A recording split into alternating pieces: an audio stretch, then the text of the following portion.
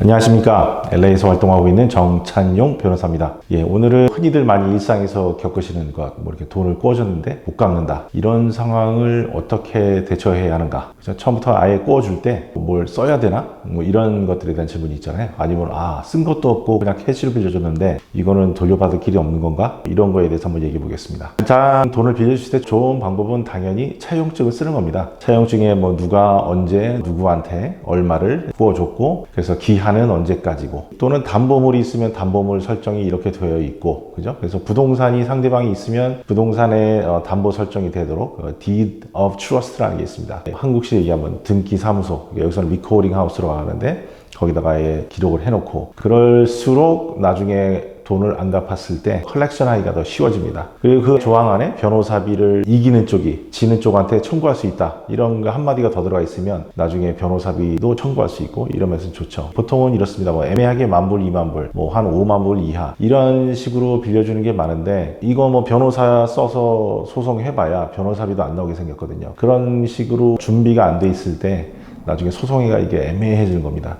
차용증이 써 있고, 기한도 명확하게 써 있고, 변호사비 조항까지 있고, 이러시면은 나중에 컬렉션 하기가 쉬워지죠. 그러니까 이런 거 할 때 아까 말한 Deed of Trust 이런 식으로 담보물 설정까지 하시려면 어쩔 수 없이 변호사를 통해서 하시는 게 안전하고요. 그게 아니고 그냥 개인 간에 간단하게 하고 싶다, 큰 돈도 아니고 담보물도 어차피 없고, 그때는 쓰실 때 한글로 쓰셔도 되거든요. 근데 아까 말씀드린 이게 명확해야 됩니다. 누가 누구에게 얼마를 빌려주고, 그죠? 돈은 줬고 안 줬고 언제까지, 이미 그 다음에 기한은 언제까지 다시 갚는다. 그리고 이것 때문에 소송을 하게 되면 지는 쪽에서 이기는 쪽한테 변호사비를 물어준다. 이 정도는 최소한 들어가야 되거든요. 근데 보통은 그냥 개인 간에 하실 때 항상 많이 빠뜨리시죠. 그렇기 때문에 나중에는 기한도 없고, 돈을 그래서 줬다는 건지 안 줬다는 건지도 애매하고, 나는 A라는 사람한테 줬는데 써있기는 B라는 사람한테 써있고, 이런 식으로 이게 모든 게 망쳐지거든요. 이 몇 가지는 명확하게 써야 되는데 그거에 대해서 주의를 하셔야죠. 그러면 차용증이 없다, 써놓은 게 없다, 이때는 어떻게 하느냐. 다행히 그래도 체크로 써줘서 체크로라도 돈이 흘러간 기록이 있으면 그나마 내가 돈을 주기는 줬다라는 거라도 증명이 되잖아요. 그러면 좀이라도 낫습니다. 그런데 체크도 아니고 캐시로 줬다, 쓴 것도 아무것도 없고 캐시로 줘서 증명할 방법이 없다, 이런 게 이제 가장 최악의, 어떻게 보면 내가 바보짓을 했구나 스스로 자책하게 되는 상황이거든요. 많은 분들이 그러시는데, 그럴 때는 지난 후에라도 상호간에 보통 카톡이나 이런 문자를 하시잖아요. 이메일도 있고. 그럼 그렇게 해서 이제 저번 달 말일까지 주기로 하신 50,000불 언제 갚으실 겁니까? 라고 문자를 한번 쓰는 거죠. 그러면 상대방이 이거는 제가 죄송한데 꼭 이달 말까지, 저번 달에 못 갚아서 죄송합니다, 이번 달까지 갚겠습니다, 이렇게 하는 순간 이게 증거가 되는 거거든요. 그런 면에서는 좀 사후에라도 잘 관리하시면 이게 가능해집니다. 또는 내가 지난달 주식이란 거 왜 안 줍니까? 했더니 상대방이 딱히 답도 없어요. 그러면 이걸 최소한 부인하지는 않는다, 암묵적 동의다 라고 주장해 볼 만한, 100%는 아니겠지만 근거는 또 되니까 그런 면에서도 괜찮죠. 영어로 굳이 써 있지 않더라도 문자로 명확하게 왔다 갔다 한 메시지가 있다면 그거 자체가 충분히 증거로 인정이 됩니다. 어차피 필요하다면 법정 통역사의 번역을 통해서 증거로 서류 제출이 가능하니까요. 그거에 대해서 말이 나온 김에 많이 이제 제가 하나 드리는 말씀이, 변호사끼리도 그렇습니다. 통화를 서로 해서요, 앞으로 이렇게 하자라고 약속을 할 때가 있습니다. 절차에 대해서, 기한에 대해서. 예를 들어서 기한을 내가 연장을 받아야 되는데 상대 변호사한테 열을 연장해달라. 상대 변호사가 좋다, 그래서 열을 연장하기로 했어요. 근데 나중에 딴소리 할 수도 있는 거거든요, 항상. 그렇기 때문에 변호사들은 항상 전화를 끊고 나면은, 특히 나한테 필요한 것들은 무조건 이메일을 다시 한번 씁니다. 그래서 방금 전에 우리가 통화를 해서 이런 약속을 했는데 열흘 기한 연장에 동의해줘서 고맙다, 이런 식으로 쓰는 거죠. 이걸 이제 메모리얼라이즈 한다고 하는데, 이런 습관이 굉장히 법적으로는 사실 중요합니다. 이게 꼭 꿔준 돈 언제 갚으세요 이렇게 물어보는 게 아니더라도, 항상 내가 꼭 명확하게 기록으로 남기고 싶은 것은 대화로 한 내용이라도 항상 문자로, 이메일로 상대방에게 써서 이거에 대해서 기록을 남기는 습관을 가지시는 게, 그게 아주 좋습니다.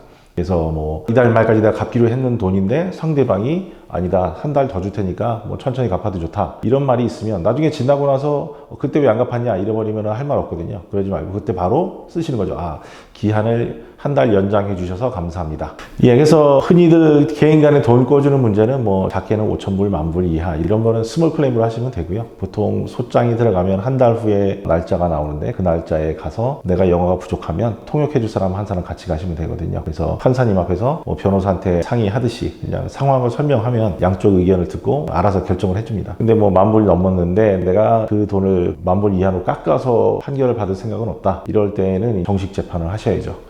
그래서 뭐 25,000불이 넘느냐 안 넘느냐에 따라서 리미티드냐 언리미티드냐 뭐 이런 식의 구분은 있지만 결국은 변호사를 통해서 하시게 될 겁니다. 일방적으로 변호사 없이 하는 것을 improper 형태로 한다고 하는데 그게 사실은 하시다 보면 쉽지가 않습니다. 절차적인 게 되게 출키한 것들이 많아서 많이 실수들 하시거든요. 그러니까 다시 한번 정리해드리면 뭐 가능하면 애초에 처음부터 차용증을 써라, 한글로 써도 괜찮다, 하지만 담보 설정이나 이런 것을 하려면 영어로 정식으로 써서 그걸 변호사가 도와준다고 한들 이거 뭐 10,000불, 20,000불 받는 거 아니거든요. 그 작은 돈 확실하게 도움을 받아서 나중에 컬렉션 하실 때 전혀 어려움이 없도록 하시는 게 충분히 가치가 있는 겁니다. 근데 뭐 작은 거니까 이건 한글로 내가 알아서 써보겠다 그러면 쓰실 때 분명히 누가 누구에게, 그죠? 누가 누구에게, 이게 이렇게 말할 때 되게 쉽지만 실제 현실에서는 굉장히 나는 정말 바보구나 하고 후회하는 사람도 되게 많습니다. 누가 누구에게 얼마를 언제까지 내가 꿔줬고 언제까지 갚을 것이고, 그죠? 그때 이걸 가지고 소송을 하면 변호사비를 청구할 수 있다. 이거를 쓰셔야 되는데 굉장히 많이들 각자 알아서 쓰실 때 기본적인 게 빠지는 경우가 굉장히 많습니다. 꼭 이것을 기억하시면 좋을 것 같습니다. 그리고 사후에라도 다음 달까지 주기로 했는데 언제 줄 거니? 이렇게 물어보셔도 되고, 저번 달에 주기로 했는데 왜 아직 안 줬니? 이런 식으로 문자가 왔다 갔다 하면서 이것이 기록으로 남는 것도 증거 효력이 분명히 있다. 또는 내가 모르는 일인데 상대방이 나한테 문자를 날려서 그런 얘기를 할 때는 또 답변을 명확하게 하시는 게 또 중요하죠. 오늘은 여기까지 하겠습니다. 감사합니다.